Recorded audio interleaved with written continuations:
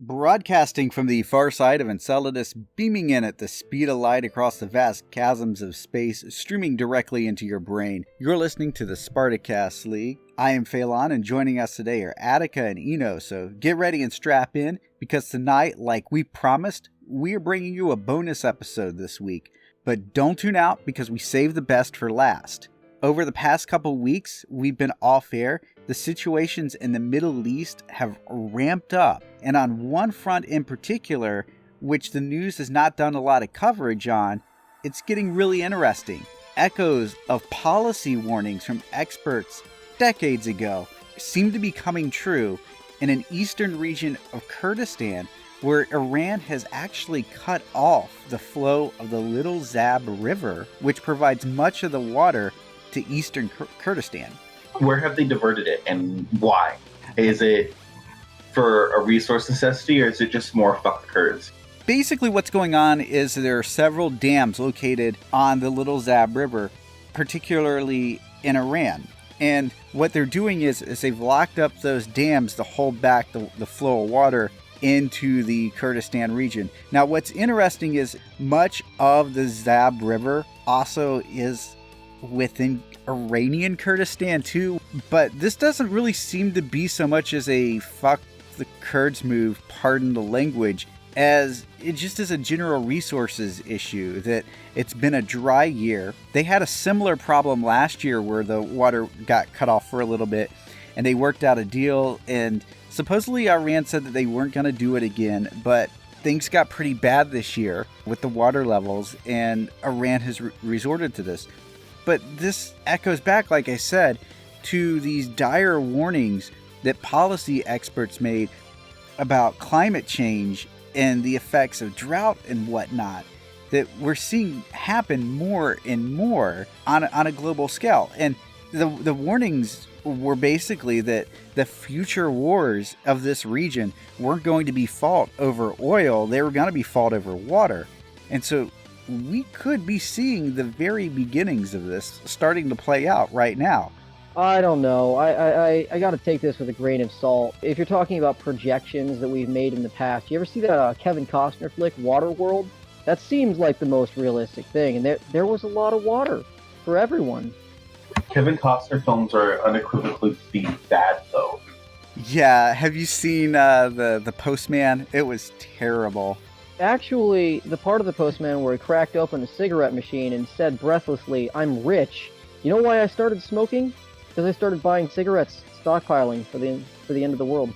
I just thought it was an interesting little story here. It doesn't seem to be getting much coverage in the news, and I think it's one that we do need to take seriously. It's something that we do need to look at because of the complications in the Middle East, and then you add on this other extra layer of what is a vital resource, then things can spiral out of control really fast in an already unstable region. Of course, this is going to not only upset the Kurds, but this also affects Iraq, with Kurdistan being in Iraq currently. So they could take this as an act of aggression against them, and suddenly you have the Kurds and the Iraqis feuding over water resources. Which, I mean, I don't know what the situation looks like at this moment on the ground, but I'm wondering when this is going to get hot enough to garner more time on us getting in and fucking it over. Right now, I don't think the situation is where it's going to lead to a fight, but it is definitely, we need to keep an eye on this kind of thing, because it's very easy for this stuff to spiral out of control faster than what we really predict. But on the other hand, we do need to be careful that we're not alarmists. But like I said, it's an interesting story. It doesn't seem to be getting much coverage, and it really should be, because yes, it may be nothing, but it could also be the beginnings of this dire trend that we've all been warned about. Well, earlier this week, there was yet another protest at the border wall in Gaza. The Israeli army wounded a staggering 620 additional people, mostly with live ammunition and tear gas. The protests brought the death toll up to 124 people. There were 10,000 protesters that converged at 5 points along the border wall to protest a years-long blockade against the Gaza territory confinements that's led to massive food shortages. They're just protesting for their ability to get food into the territory so that they can eat, to get water so that they can drink. Basic supplies and necessities are being denied because of a physical barrier wall that is so heavily guarded nobody can get through except for what Israel approves, and they approve only the bare minimum for this huge city to just barely make it by. And then there's a naval blockade 5 miles out that no ship can get through. So it's not even like you can go in by boat. The majority of people in Gaza right now are on a water ration of about 4 liters a day, that's absolutely incorrigible. And it's really funny with these protests. I've noticed the use of tear gas and live ammunition. You don't use live ammunition on a civilian police protest, and you don't use tear gas in a field of war. The Geneva Convention is very explicit about that. So I'm wondering what exactly Israel is doing. Are they engaging in war crimes or just human rights violations? Can we have a decision there, or are they on the fence, rather on the wall? They'll get to do whatever they want because they're America's ally. Pretty much. I mean, the international community really just doesn't seem to care as much as they would let you on to believe. Because if they did, they would have long ago placed the BDS strategy against Israel. They would have applied all sorts of sanctions and embargoes against the country for doing what they do. If Iran did to the Jewish community in their country what Israel is doing to the Palestinians in the West Bank and Gaza, we would not hear the end of it. And do you know what country has the largest community of Jews in the Middle East outside of Israel? Guess what? It's Iran. Well, the thing is, the international community does care, but the UN is assembly of all countries plus 5 countries that actually control the UN, which is the United States, Britain, China, Russia. I think there's a rotating member, which is why it's odd, so that it's essentially a highly rigged odds game. And the US basically controls it. The United States is gonna vote down any kind of resolution.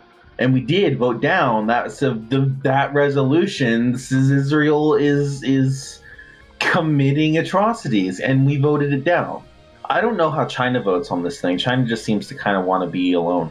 Russia usually votes against whatever we vote. Britain always votes with us. And then I don't know who the current rotating member is right now. Well, in the past, with border conflicts in Gaza, there's been a very consistent number of incidents with Israel ignoring the rules of warfare in terms of what kind of munitions to use. Howitzer and mortar shells full of white phosphorus, which you can't use on humans. They're for illumination for nighttime combat. One of them is a faulty fuse and it detonates right over somebody's head, showers them in burning white phosphorus. That's a war crime. But Israel gets away with it because it's a faulty fusing mechanism. Or hollow point rounds. Again, the Hague Treaty explicitly talks about hollow point rounds being cruel and unusual and outside of the range of what you need in combat because they produce basically untreatable wounds. But Israel gets away with it because they use a fully jacketed Spitze tip, and this keeps happening.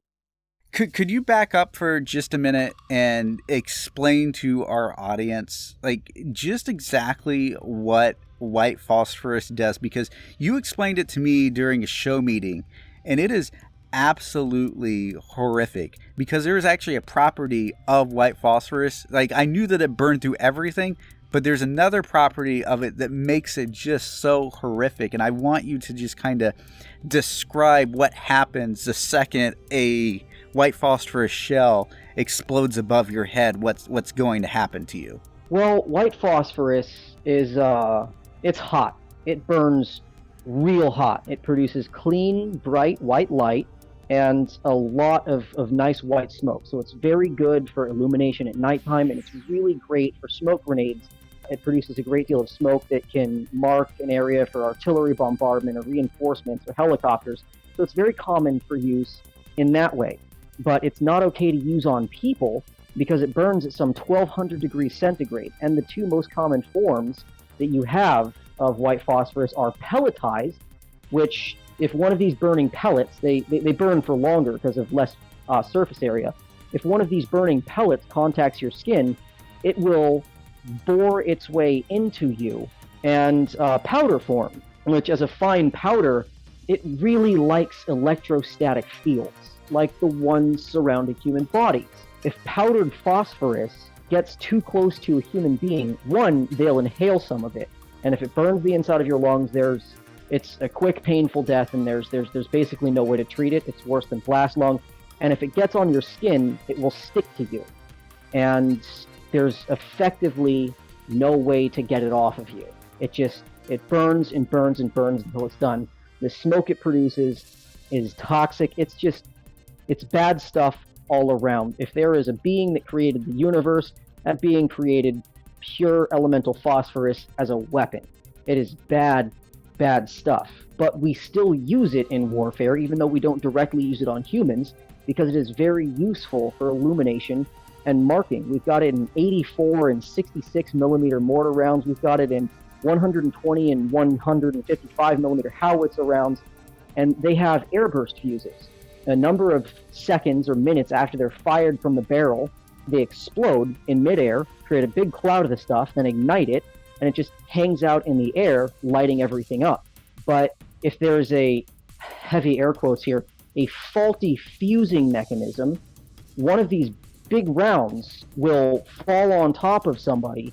Instead of airbursting at 110 meters in the air, it'll airburst at 5 meters in the air, trapping anybody on the ground in the cloud of phosphorus burning at 1200 degrees centigrade.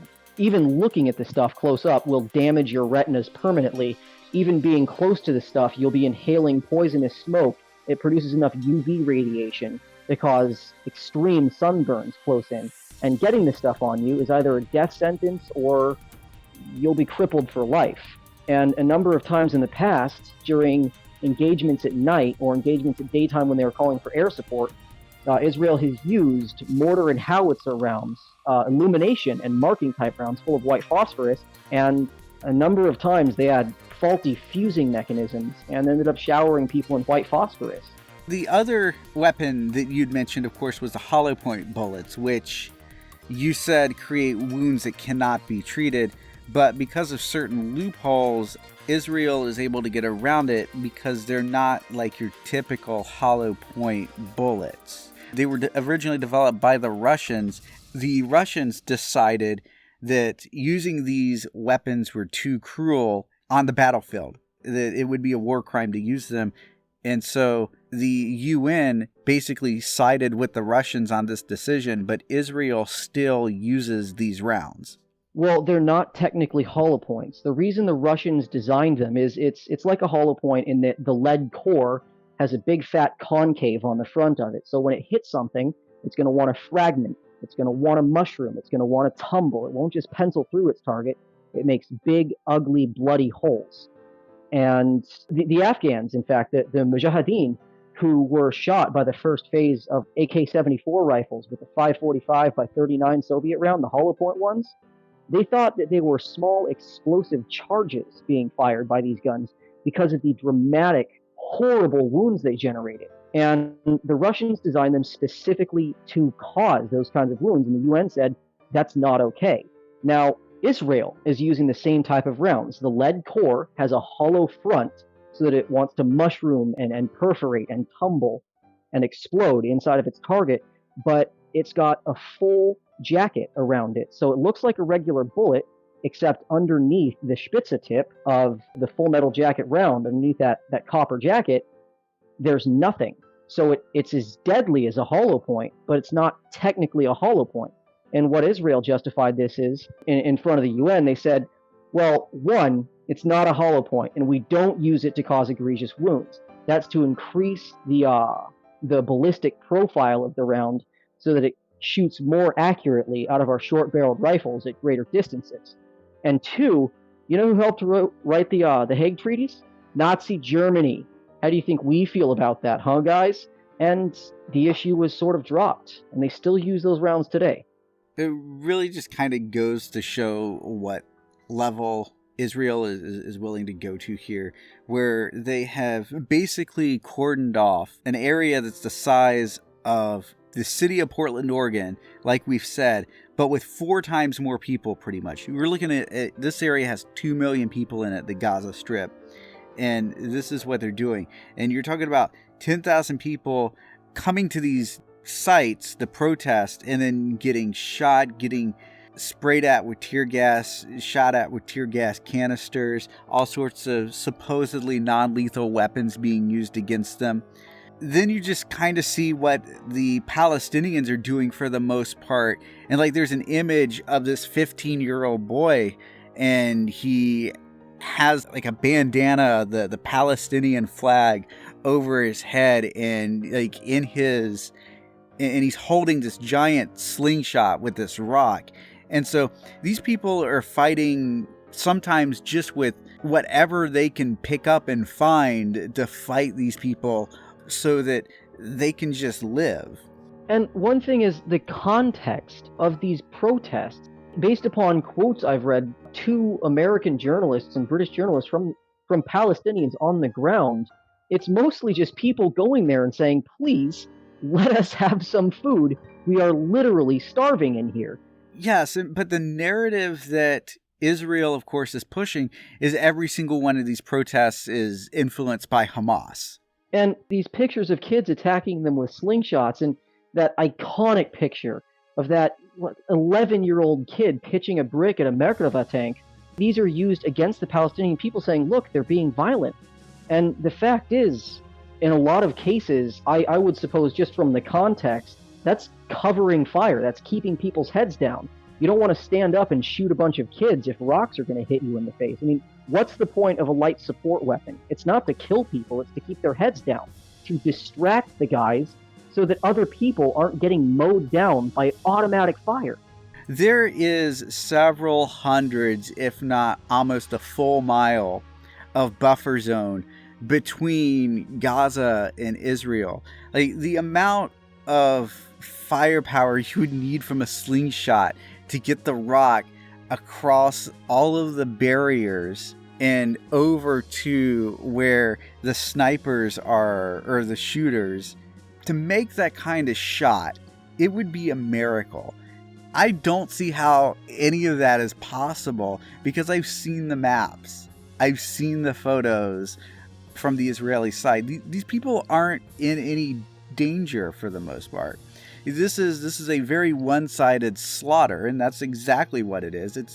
It's them creeping in and committing genocide. And even with the more modern protective systems that Israel has developed, there's basically nothing the Palestinians can do. Back when they were shooting off Scud missiles and RPGs, Israel has developed the Iron Fist and Iron Dome system, which completely obviates launched munitions. I mean, Iron Dome will knock down any kind of missile. Iron Fist, which is on almost all of their vehicles now, you can fire a mortar, you can fire an RPG, you can shoot at it with a machine gun. It will track you down, it will blow the projectile out of the air, and it will kill you. There is nothing that presents a direct and considerable threat to the frightening might of the Israeli military.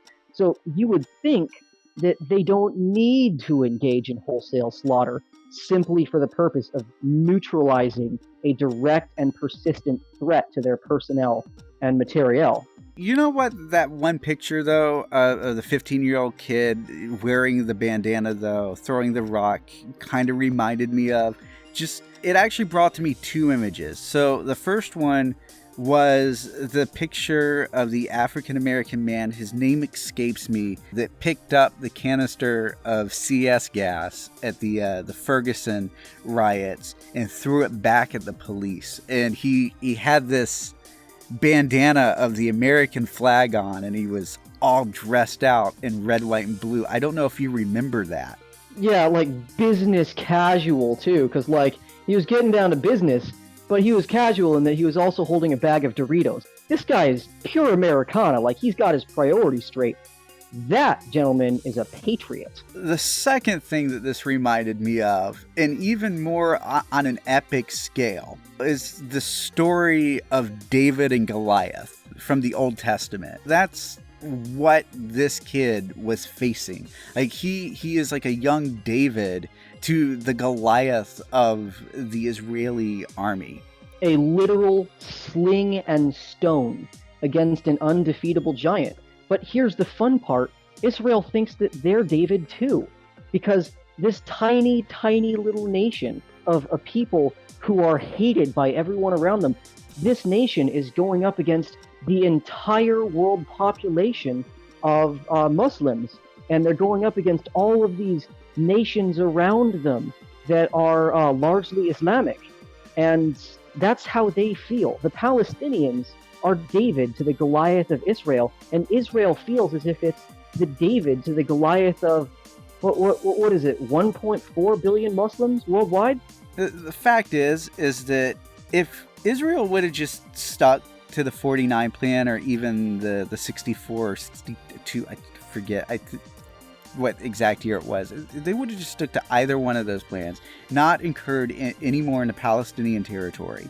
I think a lot of what would have been done in the past would have been forgiven, and they would just be able to live in peace. It's the fact that Israel, like, nothing is good enough for them. They have to continually incur and continually place settlements in the Palestinian territory and throw these people who are crying out of their homes that have lived here for hundreds of years. And that's what makes this so unforgivable. That's why the situation isn't reversed. The really fun thing is why was Israel formed?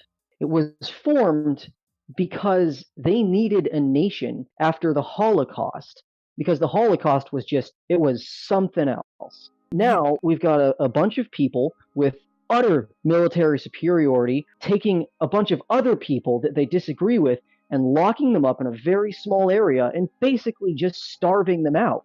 And that's a level of irony that you find it difficult to laugh about. They really just have no shame. At this protest that we were talking about earlier, Israel fired on a medic. It hit her in her upper torso, and she was immediately pronounced dead as the authorities arrived to tend to her wounds. Killing a medic is a war crime. She had everything on that she was supposed to have, and they still, while she is treating this person that's down, they shoot her. One, she was not a medic that was a member of an enlisted military. So calling that a military action against a military target and therefore a war crime is folly. And two, it was a very exciting, dicey situation. There was a lot going on. Kids were throwing rocks at me. So, I engaged with some suppressing fire to keep everyone's heads down while I reassessed my situation and tried to reacquire a target that did need shooting. And whoops-a-daisy, one of my suppressive rounds hit a medic. Super sad. Really sad. But it was suppressive fire into a dangerous crowd that was actively engaging me, and I am therefore justified in that. That was just a casualty. It was a collateral damage. I don't think that excuse is going to fly. I might actually have to edit that one out because it's so out there that one definitely will upset our listeners. I love the infuriating thing is that's what's going to be said. I do not doubt it. That's exactly what they're going to say when it comes to this kind of thing. If this were taken to a war crimes tribunal, I don't see that going anywhere. Okay, got one better for you. Classic Nuremberg defense. My commander told me to. I was just following orders. Definitely not going to work. Sorry, I'm getting a little bit heated over this. I could tell. It is without sarcasm. It's upsetting, and what is upsetting is, like, we know the story of this person. Like, this person, like, this is somebody that got up in the morning and she just wanted to help people, and she devoted her life to saving lives, and she goes to this event and she is out there doing what her calling is, and she ends up killed because of this huge conflict. But the thing is that She ends up getting killed because Israel can't even follow the protocols of war. The most basic protocols of war. This isn't munitions that shouldn't be used on soft targets accidentally being used on soft targets. This is shooting a person whose only job is to help people who get messed up, whose only job is to save lives. That's not so much a question of the rules of war as it is a question of fundamental morals and ethics. These are just outright crimes against humanity, either way you put it. And then when you throw all this into the calculation of what's going on in Jordan, right next door to Israel, this is where things get troublesome, because Israel's actions have shown to be hyper violent, but right next door, we have a country right now that even historically is shown to have been unstable. Like, this is definitely not the first time that they've had a prime minister ousted, but Jordan right now, there's still massive strikes and protests. Like, that really hasn't stopped. It's died down, but massive protests rocked Jordan for a week until the prime minister stepped down because of tax increases and the cutting of basic services to the Jordanian people. All of this was done at the behest of the IMF to repay a $37 billion loan to them. What they did is that the king actually pressured the old prime minister to step down during the protests so that they could put in a new guy. But it turns out that the new guy previously had positions at both the World Bank and the IMF, the International Monetary Fund, which pressured Jordan, just like they pressured Greece, into taking in loads and loads of debt to keep the country afloat so that it wouldn't go insolvent. And now they're asking for repayment. So I'm sure I'm not the only neophyte to all of this around. I'm sure I'm not the only person who has had their head firmly stuck in sand for most of their life. So if you could please explain, like you did to me the other night, exactly what the IMF's deal is, most especially with the UN, if you could, if it's not too much trouble. Okay, so the IMF is basically a financial organization that's created by a consortium of countries which pull together funds and then basically redistribute those funds in the form of loans to other countries. But there's also a lot of privately held interests in it because a lot of this money is coming from the central banks of these countries, which of course are privately owned. Of course, some of you may be familiar with that. What's going on here is the IMF will approach countries and pressure them to take out these loans. And the pressure is usually in the form of, if you take this loan out, we'll make sure that we secure current business deals in the country, because it would be bad if countries were to divest in your nation because of the financial system or situation in the country. That's what the IMF does. So they pressure them into taking the loans. Then they wait a while, and then they come back years later, sometimes after multiple loans have been taken out and the debt's accrued, and they say, we want our money back. It's time to repay. You keep taking out these loans and you can't afford it. We got to cut you off. So what you're going to have to do is you're going to have to raise your taxes. You're going to have to, or sometimes it'll be even like cut taxes and cut services, whatever the businesses within that country want to do that are partnered with the IMF. And the second thing that they do is they have the government start selling off parts or services. So it's privatization. The IMF deals out these loans in bad faith to these countries, knowing that they cannot pay them back, and then comes back with them and says, we want to privatize your energy department. We want to privatize your transportation network. We want to privatize your power grid, your water, etc. So it's basically like going into the payday loan place and thinking that this is the last loan you're going to take out, and the payday loan place going, hey, look, you need to take out this next loan and make sure that you can pay for your car, because you're a cashier, right? And if you're really this bad for money, we think it would just be right to let your boss know that you're this bad with money.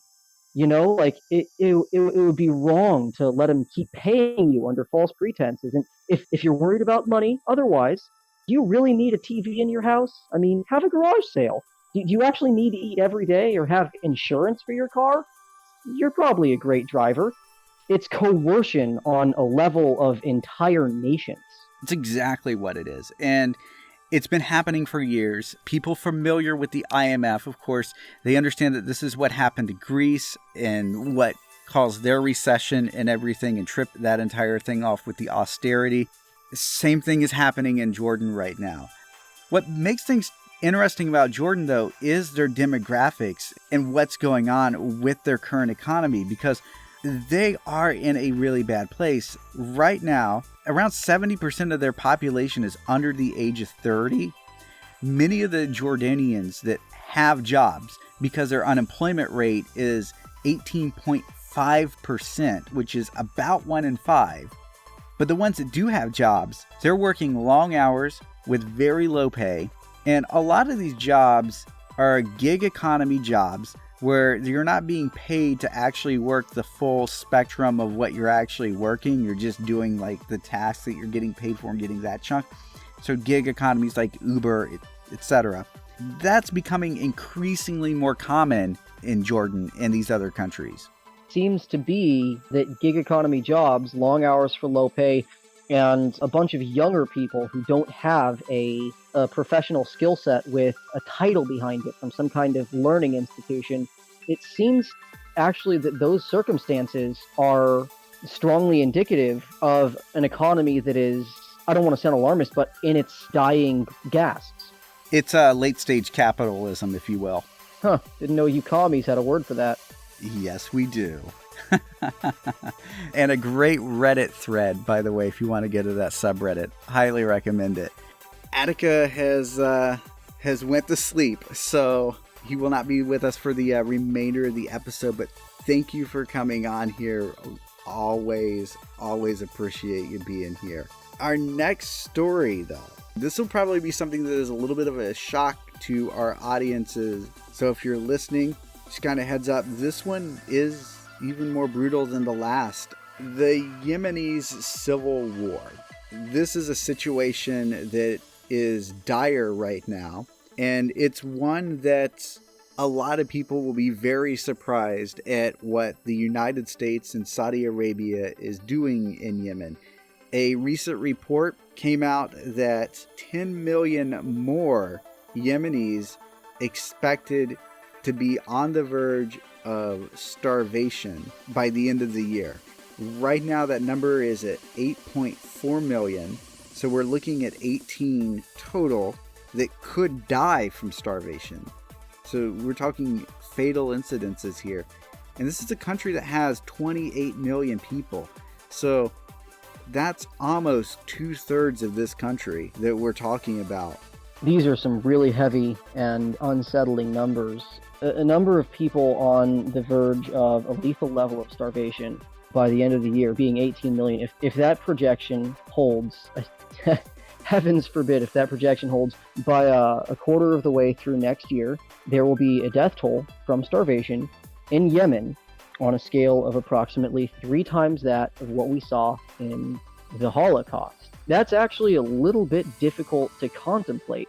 We are looking right now at an actual active incident of genocide that is occurring right now, and guess what? To our listeners in the United States, this is our government responsible for this, and if it doesn't get bad enough, to explain what's going on, there's 3 major sides, if you want to include the one minor side to it. So the 4 sides, 3 major, 1 minor. The major sides are the Houthis. These are the guys, they're backed by Iran, Syria, and compromise about 25% of the country. What they really just want is they want the American imperialists, they want the Saudi imperialists out of their country. And they have wide support from the rest of the country. The second side is the official government that's being propped up by the United States and Saudi Arabia. Saudi America? Yeah, please don't say that again. What? Okay. Oh man, that's a Freudian slip there for you.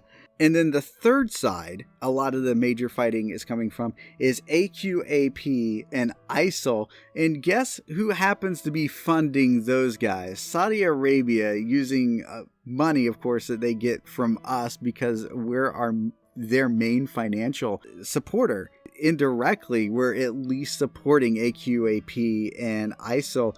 We have this history where actually we built these groups up early on. AQAP, of course, that's Al-Qaeda in the Arabian Peninsula, spun off from Al-Qaeda.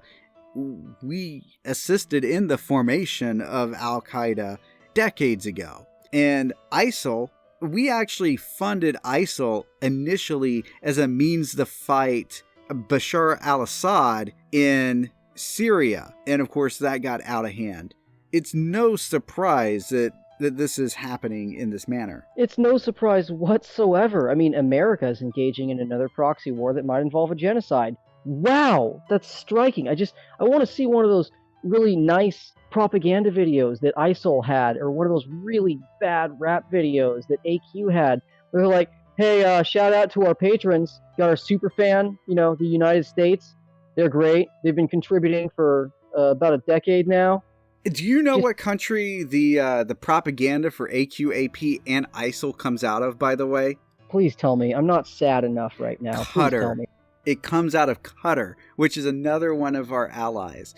And one that is very deeply involved with U.S. intelligence arrangements. So it's not like we don't know what's going on in Qatar.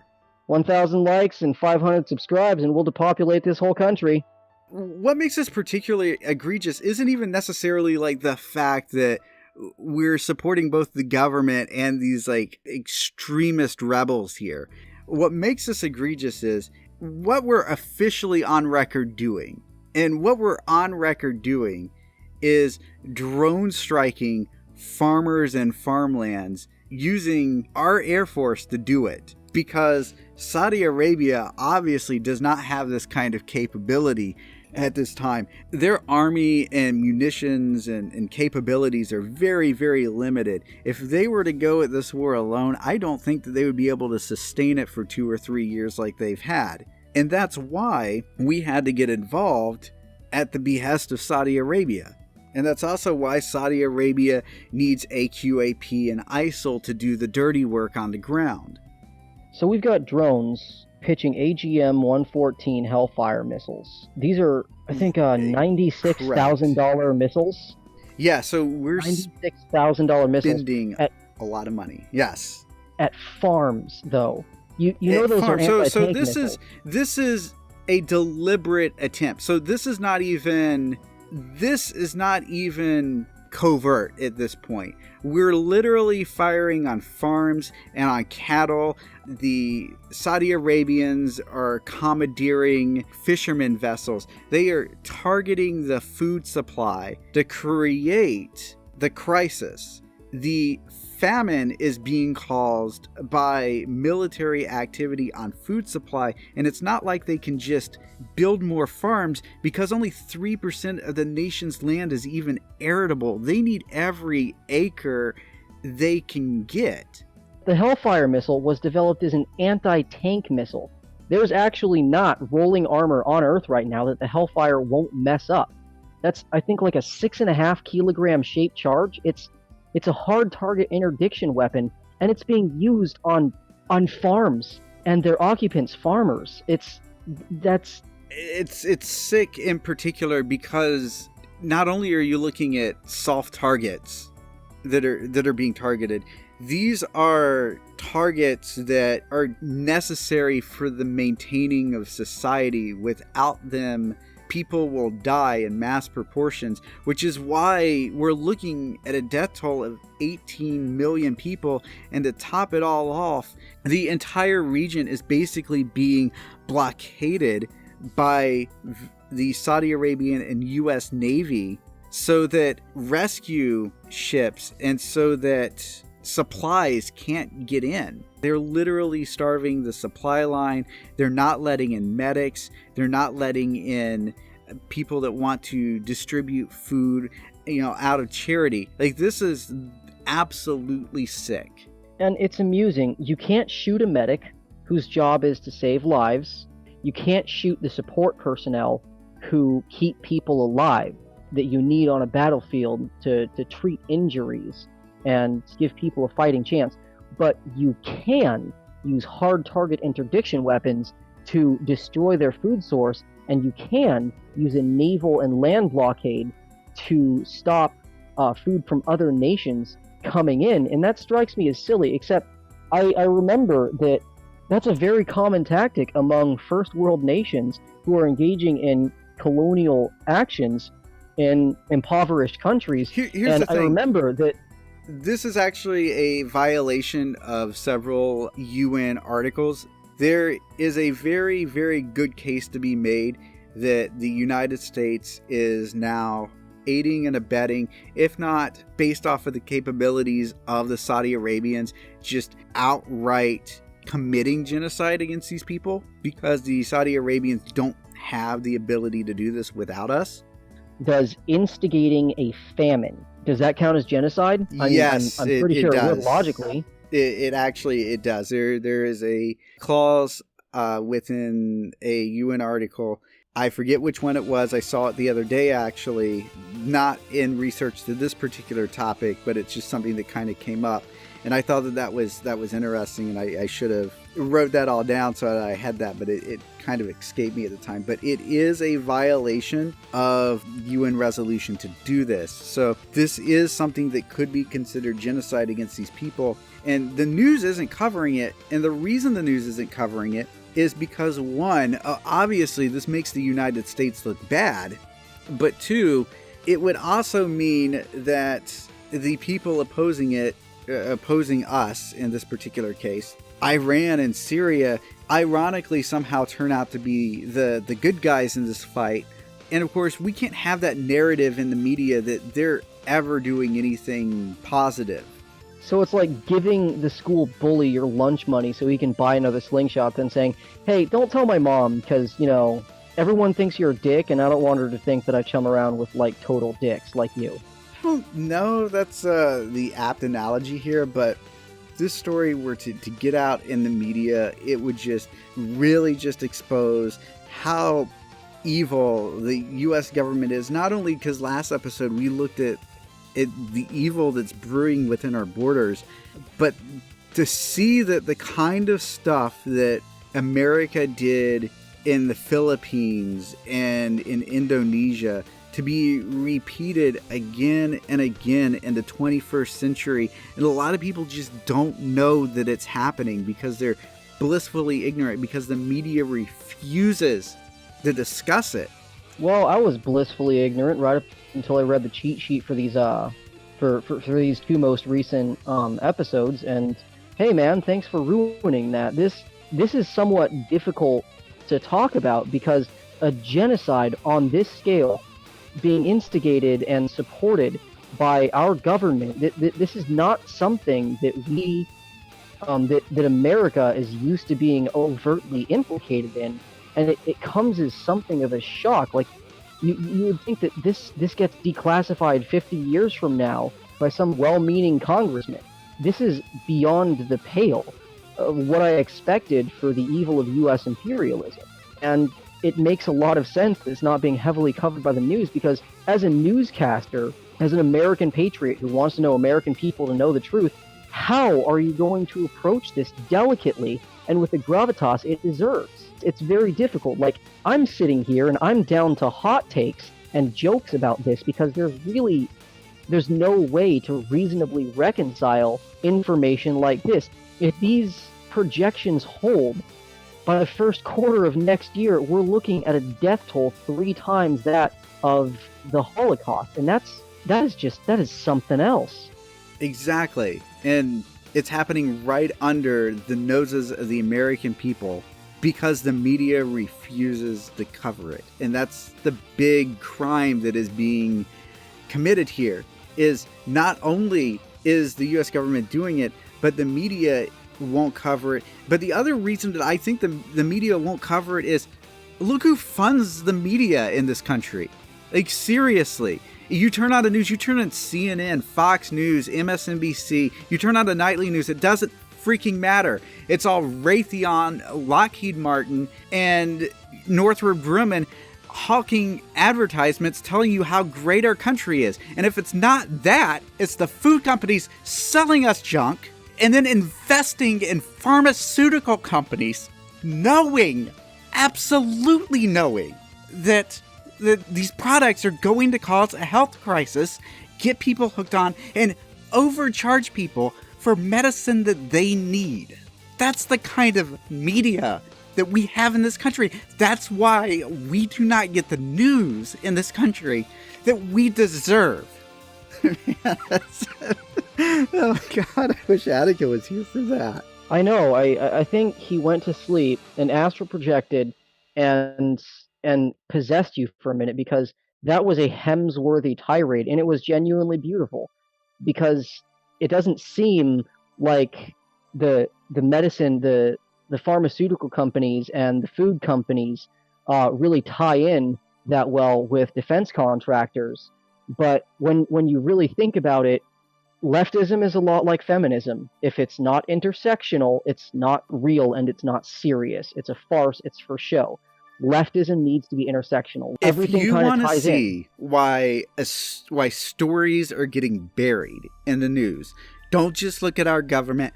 Look at who funds our media. Where's that money coming from? Where's it going? Because that's going to tell you a lot about the agendas behind everything that you see on TV. That's why TV shows are produced a certain way, why certain messages are placed in movies. It's all about selling you crap.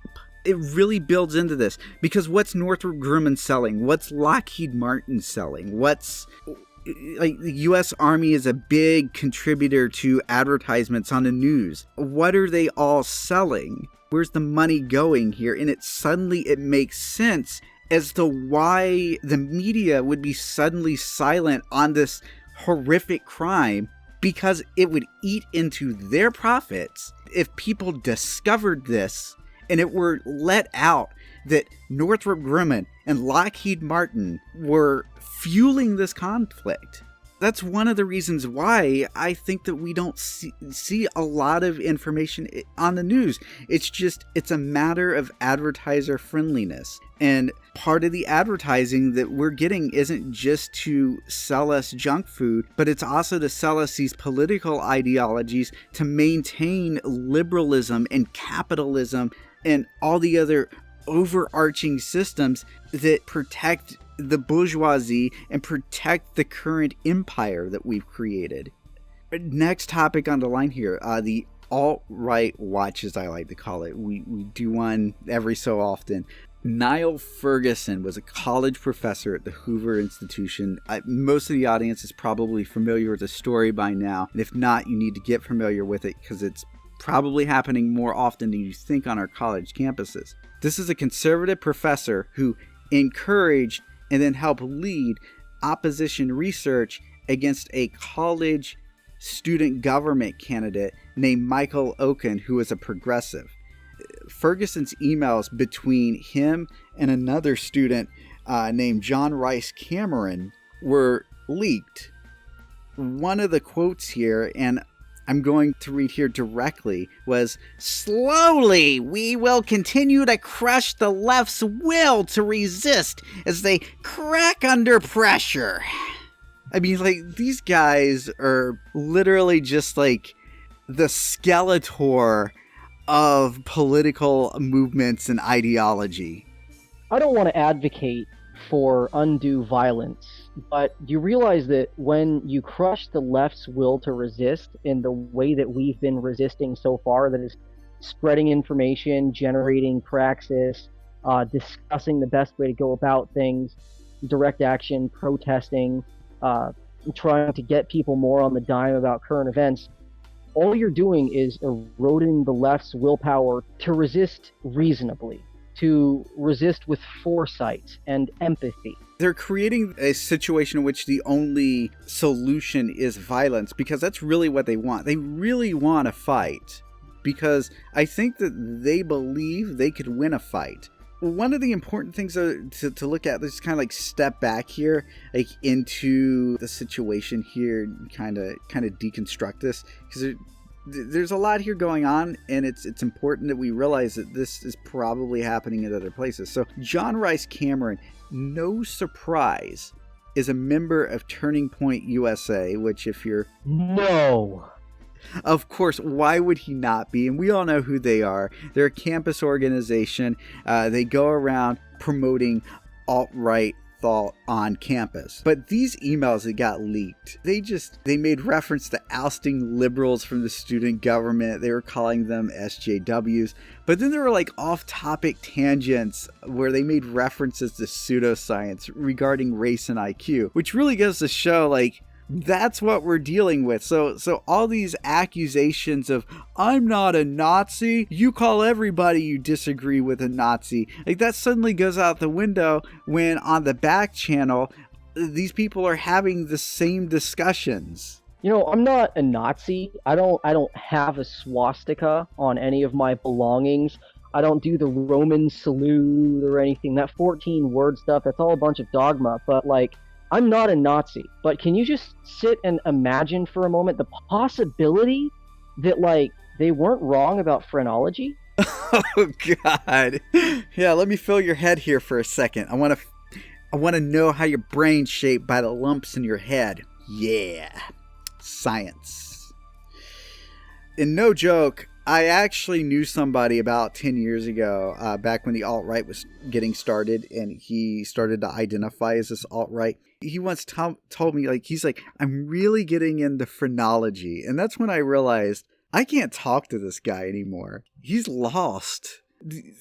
Some of these people do live in this alternate reality that they've just7constructed. And some of them are sadly into that kind of stuff. It's a bit like flat Earth. In a lot of cases, I think it's just misinformation. This is a terrible thing to even say, but I'm a very aggressively honest person. I used to believe pretty strongly in phrenology back in my kind of liberal but definitely proto-fascist days. I believed in it because the genetic variances that cause superficial differences in the way people's bone structures are shaped, those could feasibly lead to differences in the way that their brain chemistry is structured, because the brain is an incredibly complex thing, and the tiniest changes have the most dramatic effects on psychology. And, you know, if we're talking about changes in genetic information that lead to darker skin or a different facial structure or a different biological proclivity towards storing fat during the winter months, then it's kind of feasible to think that maybe. And then I watched this lecture by J. Craig Venter, and you know who J. Craig Venter is? No, I don't. He's one of the people who cracked the human genome. He'd been working on it for about 12 years. He actually made the first man-made living thing. He figured that he would just build himself a germ, and he did.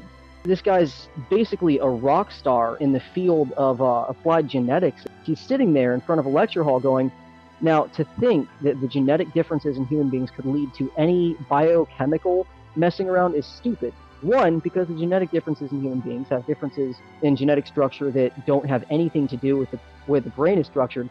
And two, look at this banana. You share 54% of your genetic information with this banana. Phrenology is a categorically stupid and pseudoscientific way of looking at things. When we all believed in phrenology, it was before we knew what genetic structures even were. It's stupid. It's pseudoscience. It has no real application outside of the realm of, I don't know, crazy racists who want to lie to you so that you're also a crazy racist just like them. I'm sitting here watching this video and going, well, J. Craig Venter said it. And I started doing more research about applied genetics, and honestly, I think the only reason that I was into phrenology is because I was a serious classist at the time. And I didn't have any information that was contrary to phrenology. I didn't know any better because my understanding of genetics wasn't on a scientific level, it was on a logical level. And you can't apply simple logic to everything. And I think that's why a lot of people believe in pseudoscientific shit like phrenology, is they don't get the right information at a critical point in their life, They have to draw their own conclusions, and they cling to those conclusions because those are ideas that they had.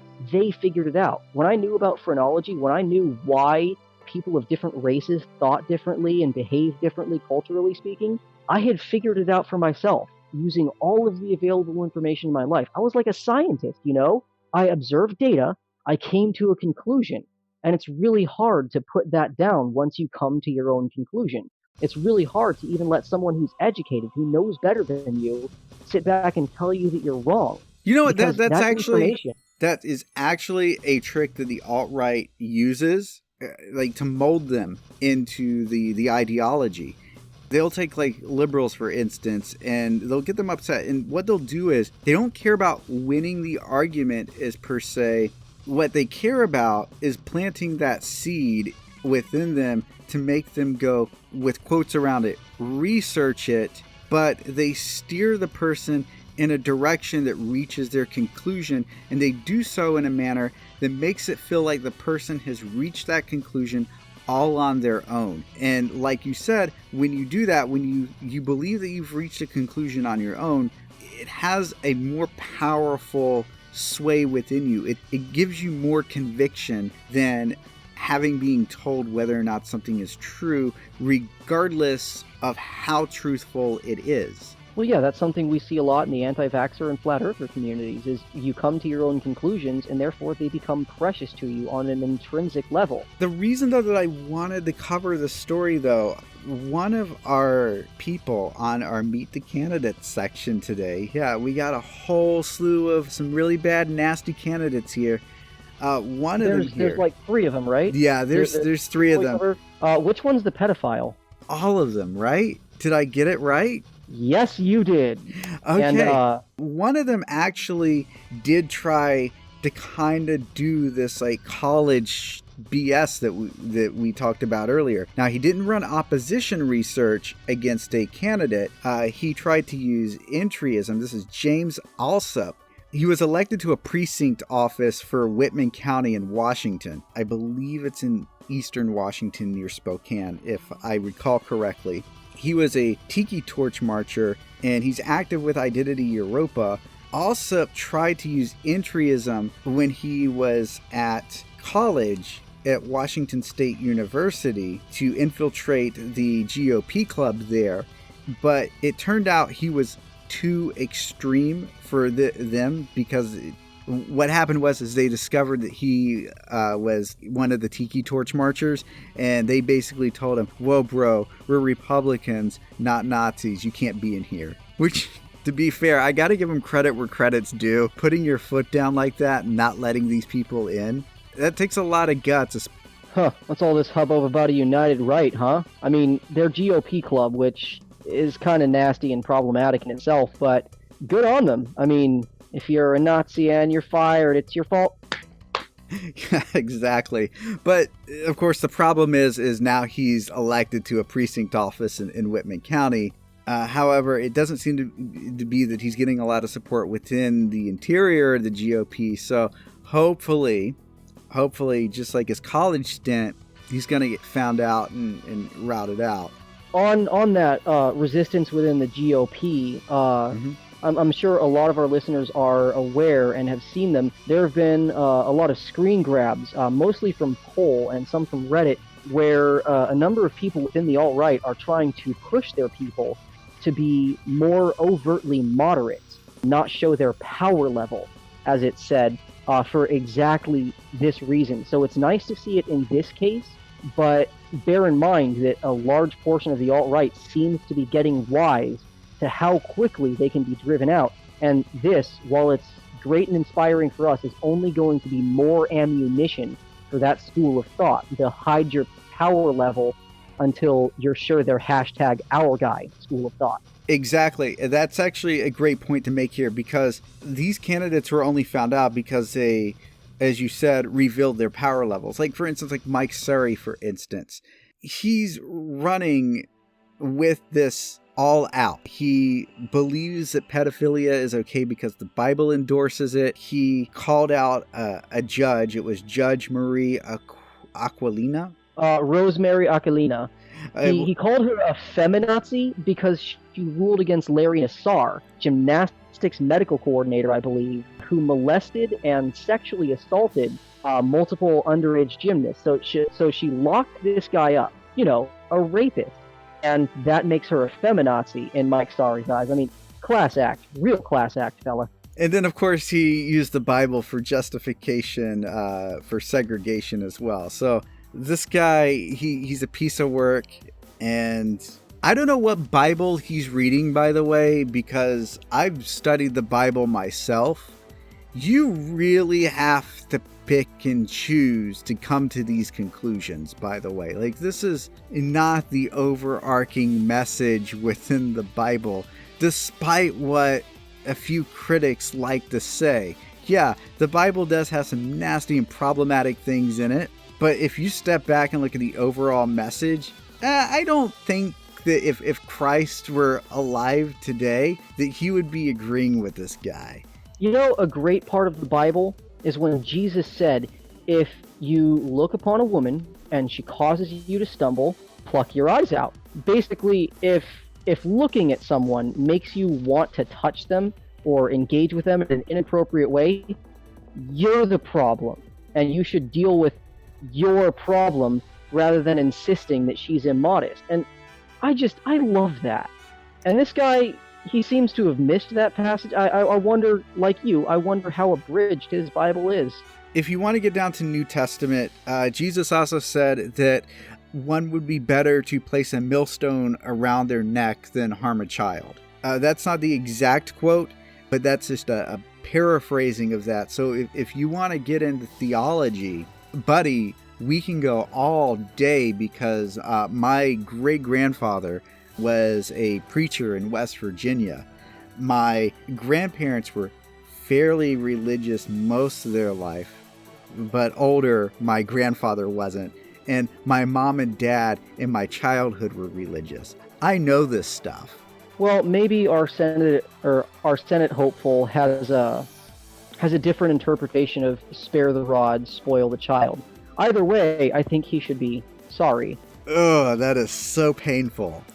But even worse, I managed to somehow save the best for last. Remember, we said we had 3 of these guys. I got you Nathan Larson. Now, this guy, not only is he pro-pedophilia, he's also pro-incest and rape. So you got a 3-parter there. He's evidently pro-chattel slavery, too, which... Yes. Oh man. You were talking about Mike Sorry being all out. This guy he's all out. He's a real champion. But don't worry. You can at least guarantee he gets the chicken tendies at least once a week, because he is campaigning from his parents' house. Do you think he offers good boy points instead of candy to the children I imagine he solicits online? Oh, no. Let's not go there. But one thing that we definitely know about this guy, and I want to point out just how egregious this is, because it shows you how extreme he is. He was kicked out of the Virginia Libertarian Party because they believed his beliefs were too disturbing. That's the kind of person he is. They saw him and he opened his mouth and they were like, we don't want anything to do with you. Well, to be fair, a lot of libertarians will ask, sometimes rhetorically to be fair, but what if the child consents? Whereas James here, our good buddy Jim, he won't ask that. He'll just say, the child's consent is not necessary. It's your property. You mean Nathan here, not James. But in addition to all of this, if that wasn't enough, if you weren't totally sold on this candidate being the perfect candidate for Virginia Congress, Larson created 2 websites. The first one, Suicidal Pedophiles, which lobbied on behalf of pedophile rights and other sex offenders. But the second one was especially egregious. It was Incel-Apocalypse, which was home for hardcore incels, where they actually used this website to discuss violence against women who refused to sleep with them. So they were, I presume, talking about all of the incel terrorist attacks that they would love to commit. I'm sorry. I would have a take for this, but I'm a little bit beyond words. It's terrible, but I have this deeply 4chan impulse to write this guy in on a ballot just so I can see how bad it gets. I mean, slap me. That's not even a good thing to say. So here's the thing. That 4chan impulse, by the way, would probably get him elected because there's enough people that just want to watch the whole freaking world burn at this point that they might just do it. Well, I mean, they elected a meme. I'm, of course, talking about the YouTube sensation, The Annoying Orange, and the New York real estate sensation, The Annoying Orange. Is there much of a difference? One of them has good teeth. Ouch. Wow. This Larson guy, like, if Nathan Larson didn't turn you on enough after this, it just keeps getting worse. This guy is such a scumbag. He drove his ex-wife to suicide and has been denied custody of his daughter based on the grounds that he's a danger to her, obviously because of everything that we said before here, if that wasn't enough. And then to top the cherry off, he not only tried to kill the president once, he tried to kill the president twice, and it was two separate presidents, Bush and then Obama. This guy is a piece of work. I don't even know how, based off of the fact that he tried to kill the president twice. Do you know what they did to him for 2 attempts to kill the president? 16 months in federal prison. You know what that says to me? That says to me that federal prison doesn't want this guy. That tells me that he is a white boy with probably wealthy parents, and he was able to get off on this particular crime because of mental illness or some other excuse. That's what that tells me. So this really just, to me, seems like a privileged boy doing what a privileged, entitled boy wants to do. It shouldn't shock you. It's probably the same across for all of these candidates. They're just entitled little shits, pardon the language, that believe they have a right to own people or whatever it is that they want. They have the right to exploit people for their own benefit, just out of their own birthright, just because they popped into the world. That's the problem. It could be said, what mental hoops does one need to jump through in order to advocate for chattel slavery, for pedophilia, for literal physical violence against women, for the high crime of not wanting to sleep with you? And then I realized that under the wrong circumstances, having been born into the cultural background that many of these wealthy folks are born into, it doesn't take very many leaps of logic at all. The level of entitlement that these people show in their worldviews, in their mindsets, and most distressingly in their actions, it's incorrigible that we have a culture that allows us to raise people like this, and then in their adulthood raise people like this up to the spotlight, and in some special cases, to public office. It really does make me wonder, though, if these people do get elected, which... Well, okay, one of them already has, but the other two. If the other two get elected, what does that really say about the culture? I don't think that these guys really have that much of a chance, because even if they were the only two Republicans running in their respective districts, people are going to look at this and say, no, I would have anything but this. And if they don't, what does that tell you about that this is what we're willing to tolerate? It's indicative of a societal sickness. But then again, it's really easy to forget certain things that have happened in the past. I mean, all of these folks are looking at Donald Trump and going, well, he got into the highest office in the land, and I figure, I'm not much more outsider than he is. But we don't remember, what was his name, Roy Moore? He got chinned in his run. And these people are saying, well, Donald Trump got in.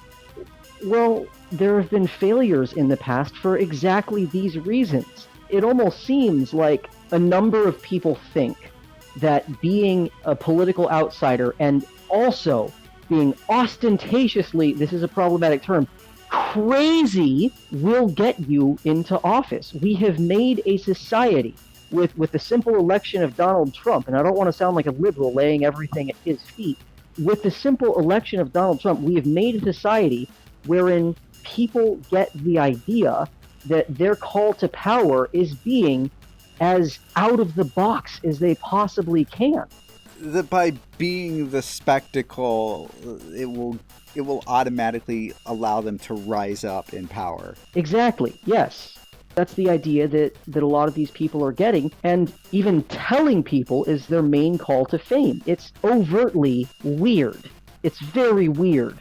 A couple weeks ago, we discussed how Gavin McInnes greenlighted Vince Berger and had some thugs show up at his house. Well, a similar incident actually happened to a Huffington Post reporter. His name's Luke O'Brien, and he supposedly doxed, with quotes around it, Twitter troll Amy Meckelberg. We're going to say the whole thing. Amy what? Meckelberg. She goes by Amy Meck on Twitter, but her full last name is Meckelberg. I wonder why. Is she pals with the alt-right? Why would she hide her full name? Aren't you supposed to be proud of your heritage? I don't know. I really don't know. It would escape me. But right-wing Twitter trolls basically attacked this guy and just went all out, slandering him on the internet, doxing him, pretty much doing everything that they could do to him. But some facts on the article here. So the article wasn't anything that would have been journalistically insincere. Her name was released because she is a public figure at this point. She also is a known public figure by her real name, and she actually did run a anti-Islamic website called Rare. It's a take on CARE, which is an Islamic institution. Basically what this site was is it was a site where you could snitch on your Muslim neighbors, basically. It was like a watchdog site, if you would want to call it that. And pretty much anybody with Islamic ties could get on this website, including a county attorney, that because she supported a Sudanese American who ran for public office, they put her on and said that she supported Sharia in America. Like, that's how ridiculous this woman is and how dangerous she is, going out there slandering people and posting anti-Semitic memes on Twitter. And she has a following of 250,000 people. And you'll never guess the backbone behind all of this invective directed at O'Brien. So I'll just go ahead and tell you, this might come as a shock, it was the Donald and Paul. Unbelievably. Oh my God, I cannot believe that the Donald and Paul would ever do such a thing. Fortunately, though, as far as we know, there weren't any calls to violence or any attempts to go to his house, like Proud Boys style. It was mostly just false stories and images, attempts to slander him, attempts to drag him through the mud. Thankfully, you're right. So they did not go after him. They did not try to physically attack him, thankfully. Most of the incident seems to be contained online. From what I gather, he was doxxed, so there is a little bit of a physical threat here. It's disturbing in the fact that just how tenaciously ruthless it was. It was a harassment campaign that was directed at all the social media accounts and the Huffington Post in general. And for what? For basically telling the truth on somebody who is an anti-Semite and has in the past condoned violence against individuals. It interests me that this, like a number of other cases in the past, this is another example of the alt-right using false information, disinformation, and trying to slander somebody's name by lying about them. Which I know there are some real shitbirds on the left, if you'll pardon such a rough characterization, but that's not something you really see from anything other than the alt-right and the United States government, I guess. Attempts to use false information to destroy someone's public standing and therefore invalidate them as a public speaker or a source of information for what they perceive to be their political enemies. It's very characteristically alt-right. It seems to be a very, very, very common tactic. It's falsifying information, making up stories, pretending to be other people, and it's something that we really need to be on the lookout for. Check your sources and all that. So the last piece that I had here for the alt-right watch here, and this is something that we definitely need to be looking at, in my opinion. I wish Attica was here earlier because he was going to counter me on this one, but he's not, so I'll have to kind of counterbalance myself. There's a story about a Marine veteran that is training white supremacists in military tactics. No surprise, the story is actually about Eric Sailors, who was the leader of a paramilitary group called Patriot Front. They split off from Vanguard America. We've talked about them on the show. He's a former Marine Corps veteran, and he uses this to recruit other veterans into alt-right groups so that they can have an actual militia.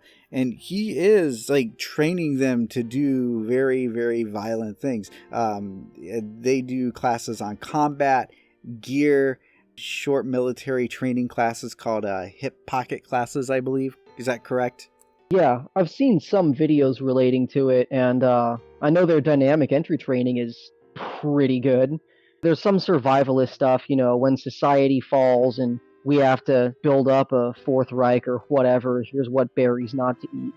Yeah, whatever like their wet dream fantasy is. Yeah. But it mostly concerns close-in combat, killing people.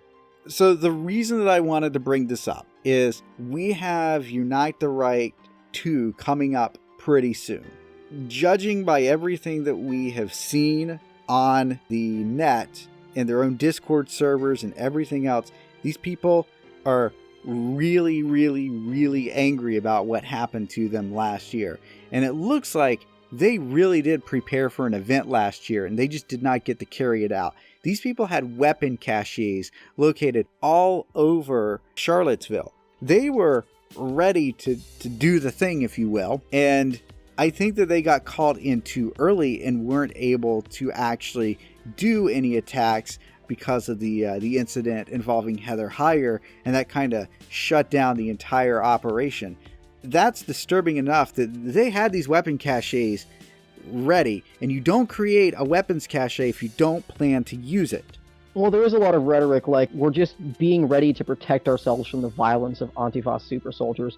But if you look at images from the first Charlottesville rally, there's a bunch of people milling around with signs in shirts on the left, and on the right, there's a bunch of catalog soldiers running around with their really nice Black Hawk plate carriers and their Bellevue boots and their LaRue tactical combat rifles, looking like a bunch of Call of Duty cosplayers at a political rally. I really do think the left needs to get ready for what could happen here. Based off of the rhetoric, my estimation is they're going to try something at Unite the Right 2, and it's not going to be very pretty. So we need to be prepared on the left, and we need to get in this mode where what if they do attack? What if they do sneak in weapons into one of these and go for it and kill a bunch of people? We've seen individuals on the alt-right in the recent past shoot up schools, carry out attacks of all sorts. So it's not unprecedented that they would make this move. One of the biggest attacks happened by somebody by today's standards. We would call him alt-right, but back then there wasn't a term for it. He was considered a right-wing psychopath. And of course, I'm talking about the Oklahoma City federal building bombing back in the 90s. Who was, guess what, a combat engineer in the Army who took his military experience home and utilized it for terrorism. Exactly. So we need to make sure that we are being vigilant. We need to look at what's actually going on here with these guys. Well, the very first thing is, if you are going to the Charlottesville rally, or if you go to any rally that the alt-right is going to have a presence at in the future, be prepared with simple defensive and precautionary measures. Tampons are great for bullet and stab wounds. Have hearing protection and eye protection. A mask of some sort would be helpful. Have a cell phone that doesn't have a SIM card in it. Have a cell phone with the battery pulled out, so if you need to record something but you don't want to have an infrared profile at all, just focus on the safety of yourself and the people around you. I can't really say anything else without advocating for violence, because my first instinct would be to go to a rally as armed as the state laws would let me be, and I just think kind of be ready. I think that there's some argument for that. I think that we do need to have more people show up willing to be armed, willing to push back if necessary. Don't instigate things. That's not what we want to do. That's the thing that gets you painted as the bad guy. At all costs, do not instigate a situation, but do show up prepared. Armed, okay. I'm not really comfortable at this point for that necessarily, but if that's what it needs to send that message across, then that's what needs to be sent across. But even doing things like body armor, not necessarily like you have the gun, but if you have a Kevlar vest, that Kevlar vest, even if it's lightweight, could stop a bullet wound from being fatal to just being an injury. Well, just like at a rave, or just like at a party, or just like any large event with a lot of people, come prepared to do a little bit of field medicine, you know? Get an IFAK, or if you can, spend a couple $100s on one of those big military-type medical bags. You know, have some water for if people get dehydrated or you need to wash a wound. Have some tampons because, you know, maybe there's girls, or also, you know, gunshot wounds. If you know anything about field medicine, bring those skills. If you don't know anything about field medicine, maybe look up a couple tutorials. You know, at Definitely. the very, very, very least, be prepared to help yourself and others with medical needs. And I hate to say this, but cover and concealment, full withdrawals and retreats. God, this is really difficult to talk about. The idea that any of us might have to be in an active shooter situation that we intentionally walk into for political reasons is really difficult to parse. It's difficult, but it is such a very real possibility given the behavior of people on the alt-right in their rhetoric. I don't think that we should be surprised or somehow disappointed if or when this happens. So, like I'm saying, I'm not advocating violence here, but also, you know, I don't want to be the one to say I told you so. And I really hope I'm wrong on this one, that I'm the one that's off base. Maybe they really are too chicken shit to really do it. We can hope. And again, I cannot stress enough that I am not advocating violence of any sort. But anyone who listens to this podcast and anyone who knows me fairly well knows that I very strongly advocate for personal armament and firearm safety and training and reasonable use of them. They also know that I tend to go around armed. I live in a state where that's completely okay. I don't leave the house without my sidearm. And if I were in a crowd of people and I saw a car speeding toward that crowd of people, and from that I extrapolated intent to hit those people, I would draw and I would dump a full 15 rounds into the front seat of that car in order to try and neutralize that threat. And that's on me. That's me personally. I'm not going to tell anyone to do that, and I'm not going to say that's necessarily the best course of action. That's the kind of person I am. Exactly. That's the kind of behavior that I'm instinctively inclined to engage in. Exactly. And a message to those people thinking that you can go in and you're going to win because everybody's just going to fight back. You are not a fucking superhero because you carry a gun. You are a threat to yourself and others if you do not act flawlessly with that. Exactly. But the other thing is don't expect the crowd to do that. Your first objective should be the safety of other people there, which are going to mostly be liberals who do not want to be there at this point and who want out. You have to reconcile that with the fact that there's probably going to be people there on the other side that really just want to inflict as much damage as they can because they want to kill Antifa, and that's what they're there for. So you have to remember, given these kind of situations, that if you go armed, and I'm not saying that you should, but it may be a good idea. If something like that were to happen, your job, as much as I hate to say it, is going to be protect the liberals. So, because you have to take the situation for what it is. Like this is not a revolutionary situation here. This is a terrorism event where you're defending yourself from psychopaths. I don't want to sit here and talk tactics, but if anyone decides they're going to go there and try to counter the alt-right, again, you're not a superhero if you have a gun, and your job is not to engage people. But if there is someone on the right who decides that it's a great idea to pull their combat rifle or their sidearm or their what have you and fire into a crowd, and you have a gun, your job, your moral responsibility is to engage them and try to scare them off or get their head down or neutralize them. And that is probably going to get you shot. This is as serious gets. In the context that we're talking about, we can only hope that nobody on the right is crazy or vindictive enough to try and do something like this. But if they do, your responsibility is to the people around you, and then to yourself. Moving on, because I don't want to discuss tactics or make it sound like we're advocating violence towards the right, because that's not really what we're about here. The UPS strikes. The Teamsters voted for a general strike. 260,000 workers, mostly truckers here, against UPS. God, I can hear the smile in your voice. This is great news. The vote was evidently over 90% in favor. What does that say about the class consciousness and the solidarity in this union?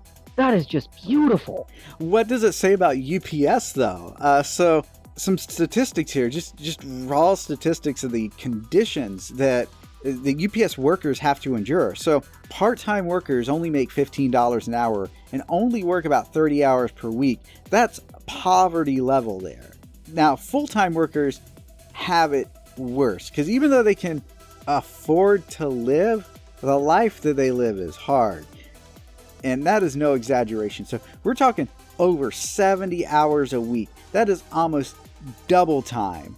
And their contract obligations allow them to tap out after 60 hours of work without reprimand whatsoever. So if they work 60 hours solid, they can just pull over to the side, say, oh, no, somebody else has to do this because I'm just too dead tired.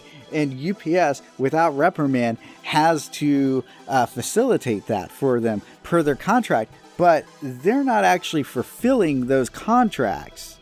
And that's what's causing this. You know what without reprimand means in the context of a large business. When they put something like that in a contract and they say, we won't do anything. We're legally obligated not to do anything about that particular incident. That's always how it works. It is. So they always find something else to fire you over, which is why having a union is important. Because when you have a union, it means that your boss cannot pull this stuff as easily. Because all of a sudden, you essentially have, let's say like the government. Let's say you walk into a store and steal something and you get arrested. When you get arrested, you will be held for trial to determine whatever your punishment will be.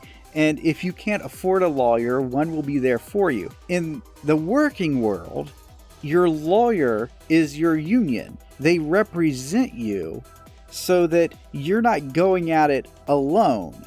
And there's several different ways that they can leverage the business to get them to do the right thing. A general strike is one thing that they can threaten. A regular strike is a little bit more common. It's less in scope. So that would just be like if a few UPS workers were to strike. A general strike is all the workers in the industry. Well, general strike is their tactical nuke. And speaking of it, the last UPS strike was in 1997. It says it lasted over 2 weeks and cost the company a whopping $200 million. And bear in mind, this is $1997. That'll cause any company to reconsider. I don't care how exactly. big they are. The reason why these workers are being put in these conditions is because revenue for UPS has tripled since 1997. And the UPS workforce has only increased by 2/3 from 185,000 to approximately 280,000. So that's what's going on here is they just haven't hired enough workers to really pick up the slack. And it sounds like, of course, they refuse to do so because it would cost the company money and dig into profits, which investors and various executives in the country feel that they are owed above the employees. Well, it's very easy for investors to feel like that. They feel like, I put money into this, I should get money out of this. Whereas, employees, all they put into it is their life, basically, hours of their life. Hours of their life, and if things keep going the way they are, I mean, some people are lucky if they get a solid check, much less like a pension, which so many companies are just taking away now in favor of 401k investment plans, which are absolute scams. I actually had a 401k plan like back in the day that was like pretty solid from a job that I had worked in the 2000s. Guess what happened in 2008? The recession happened and wiped out my entire 401k, and I never got it back. Brilliant, absolutely brilliant. And on that note, we got to remember the old leftist adage saying I make $13 an hour is a lot less honest and a lot easier to say than I just sold an hour of my life for $13. Exactly. And the other leftist adage that I really do want to press here is this particular strike, because it actually looks like UPS is going to cave. It doesn't actually look like the strike is going to happen. Just the mere threat of the strike so far seems to have worked. They are in negotiations right now to basically make sure that the strike doesn't happen. So the fact that they put it out there, yeah, we voted for it, you want to come to the table because if you don't, that brought them to the table. So what this really shows, in the IWW, we love to say direct action gets the goods. This shows what's possible with a union, and this really does show if you want to make sure that you're still able to bring in the bacon, then it definitely is in your interest to unionize no matter what your job is. You know what's especially thrilling about this? The certainty that Ronnie Reagan is spinning in his grave right now. You strap a few magnets onto that body, you could generate some power. That's all I'm saying. Last story in the line here for tonight. And this one's a doozy, and it's one that we absolutely needed to make time for, because this is something that threatens the internet globally that is starting in Europe. The EU has a copyright proposal that is absolutely horrible, and it could mean the end of the internet as we know it. And it's definitely the end of content creation as we know it, and it threatens open source projects like Linux, which millions of people use and love and use it because it gives them freedom over their hardware that they don't normally have. And of course, I'm talking about articles 11 and 13, and I want to go over 13 first because to talk about 11, it really puts it into perspective here. So Article 13 that is being proposed in the European Union demands that filters for website content, user submitted, no matter what it is, code for like GitHub, a video on a video site, even a social network post or a blog entry, it must be scanned for copywritten material in a very similar manner to what YouTube does with the Content ID system. Some company, of course, is going to get very rich producing this system, no doubt, but this puts a burden on pretty much every website as we know it now that you use, Facebook, Twitter, etc. It's really going to make things like Wikipedia, which uses primary sources, next to impossible. It's also going to very aggressively disrupt our ability to fact-check things on the fly, which is something that we keep stressing, especially in the context of an alt-right watch. The ability of any given website, blogging website, news website, advice website, is that even a thing, advice website? There's probably a better there word is. for that.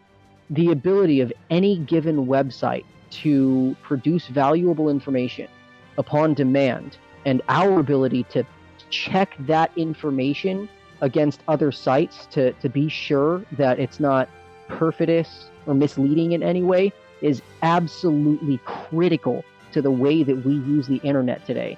And Article 13 stands to destroy that. The other thing that Article 13 does, and this is where it gets really insidious, copywritten material through said filter could be flagged whether or not it's intentional or not. So what this actually means is that the filter could determine something like a poster in the background violates copyright by merely just being in the picture. But imagine if police were to, at a protest, pump copywritten music into a crowded area where they knew that something was going on and they didn't want people recording the incident to YouTube or whatever. This could be used as a method to silence people using the copyright law as a color of law effort to cover up corruption or to stop people from reporting on protests and riots and other incidents. So what you're saying is there's a very real possibility of a dystopian future where at a riot they're just mowing people down with light support weapons and street sweeper shotguns and like hand right, and grenades then in the whatnot, background, all like, to the tune of "Die motherfucker, die." That's what I was thinking. I was thinking Boney M's Rasputin, but hey, you know. But the second part of this particular proposal, Article 11. Now, Article 11 is interesting because this is the part that really kind of digs into Wikipedia, to independent news sources, and this is implementing what's called a link tax. And what this is not actually a state tax per se. It could be, but the implementation is to basically require licenses to link the copywritten material, such as a news article, if a description or snippet of the material is included. So this is something that news organizations could use to shut down commentary if a link is provided to the primary source, if the source is described or a snippet from it is removed from it to present to the audience. And the two articles do go hand in hand in this way, in much the same way that you would require a license to use the name brand of somebody's product or a particular song in, say, a movie or a television series. Yeah, so basically what they're doing is they're demanding royalties, and maybe because it doesn't explicitly say how it was set up, you may actually just be able to get a license from the state and pay a literal tax, which they'll then give some of that money to the company. It seems like that could be part of it, but every country's going to implement it a little bit differently. And that's what makes 11 and 13 bad, because not only is this it's not one system, because the EU is not one country. Now, many countries are probably going to use the same shared system and resources, but also, if they don't want to use those resources, they can create their own implementation, and then suddenly you have a fracture where all these websites have to comply with different systems that may not even be necessarily compatible with each other. Exactly. And another way it gets kind of scary is if it's a state tax, a lot of websites will be able to surmount that. But some websites like Wikipedia, which are ad-free and driven only by user donations, they will shell a lot of money paying that tax. And even worse, if it isn't a state tax, if you have to go to each individual company that owns a piece of informational property that you're using, or that just incidentally shows up in your media, or indeed a link to media that does include in any capacity that particular piece of intellectual property, any company who owns that IP can just say no. And to make things even worse, neither in 11 nor 13, or in any part of this proposal, is there any punishment for bad actors, people that upload free content, like public domain, or somebody else's content that is owned, and claim it as their own to shut people down. There is no criminal recourse for that. They are creating a system which will be abused by copyright trolls. And we know it will be abused by copyright trolls because we've seen what patent and copyright trolls have done in the past. particularly with companies like, are you familiar with the Santa Cruz operation SEO Linux / Caldera? Negative. I'm not. Okay, they actually, this is patent. But it works similar to copyright. So bear with me on the technicality here. SEO had obtained the patents to Unix, because they split off from AT&T Bell Labs, and they were claiming in the late 90s that the Linux operating system violated their patents, but they actually refused to show in court, demonstrate how exactly what the technical violations was. They always made it kind of murky. But the basic argument was because end result is this, or because it has this feature or functionality, but they kept on suing companies, not necessarily the companies that invented the technology, but the companies that were implementing it on the basis of copyright and patent infringement, so that people would not buy Red Hat Enterprise Linux, to encourage them to buy from SEO and buy Caldera Linux or Unixware. So what you're saying is that I could write a terrible text-to-speech program, and then if I manage to patent it, I could sue any cell phone manufacturer or any organization that writes operating systems for cell phones for including any kind of text-to-speech system, because the end result is talk and it makes look at words. Yeah, that's the basic premise behind software patents. You would not be able to do that as easily today because judges are a little bit more wise to this, but it is something that does happen periodically. There's a guy out of Texas that does it on a fairly frequent basis to companies like Apple and Microsoft, and he usually loses. That's what we're looking at, but looking at it happening possibly on a large scale using these kind of systems on people's own works, perhaps, because the onus is on the people that originally uploaded it and were flagged. It's the defendant that the onus is on, not the accuser. And that's where the problem lies. And this is backwards from most legal precedent cases where the onus is on the accuser. So they have pretty explicitly built a system for, pardon the term, parasites, and it seems to have been built from the ground up, particularly for the purpose of helping parasites getting away with exploiting other people's content, or making it impossible for other people to use their content or anyone else's content without paying hefty fees, irrespective of the context of the content being used. I do think that it's very, very, very pertinent that our audience check out the article. The EU's copyright proposal is extremely bad news for everyone, even especially Wikipedia. It's by the Electronic Frontier Foundation. Just Google Article 11 and Article 13 EFF. You will find it. This is the internet on emergency status right here.